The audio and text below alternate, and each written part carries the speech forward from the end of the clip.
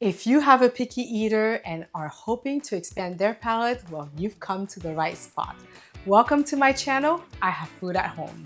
Here you will learn how to cook real food and how to get your picky eater to eat it. I used to work in the corporate world, so I understand the stress of meeting work deliverables while raising young children. So my recipes are always simple and fast, and I always have your hectic schedule in mind. My recipes take 30 minutes or less to make, and if we're going to slowly simmer a soup like pho, I'm going to show you how to batch cook it so that you can store it and have a 10-minute meal at a later time. I'll also show you my approach to get my students to try new foods at school. You see, picky eating is not genetics. Learning how to eat is like learning how to read. I teach school-aged children how to cook, and 90% of my incoming students are extreme picky eaters.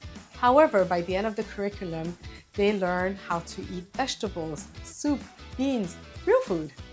Kids can absolutely learn how to enjoy new flavors, and I will show you my step-by-step technique.